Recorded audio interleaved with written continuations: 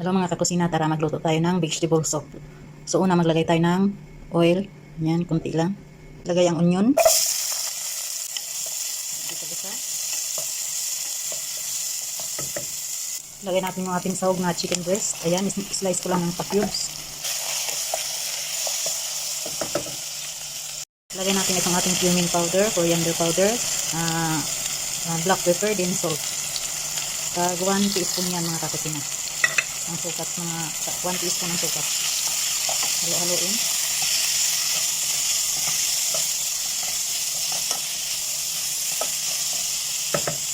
Napakasimple lang ito pero healthy ito mga kakusina.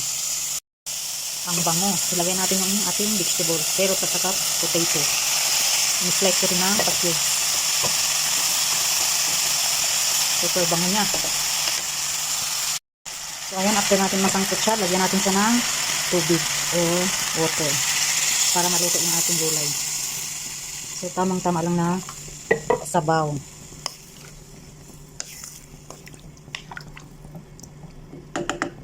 So ayan, hintayin lang natin na maluto yung ating gulay. Takpan natin siya. So ayan, kumulo na siya. Check natin.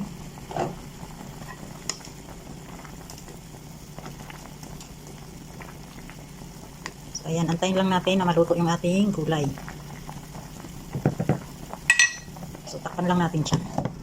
Ayan siya ng 4 tablespoon na Quaker oats or oatmeal, pampalapot. Yan, yan yung ating pampalapot, yung ating oatmeal.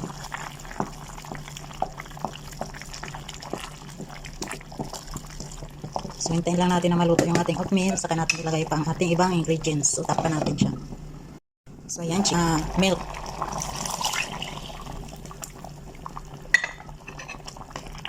So ayan, haluin. So pwede kayong gumamit ng powdered milk or any kind of milk. Itong aking ginamit ay fresh milk. So ayan, hintayin lang natin siya na kumulo. So ayan, check natin. Kumulo na siya. So, diba? Sarap ng ating vegetable soup. Ayan. So tikman muna natin. Timplahan muna natin ng lasa.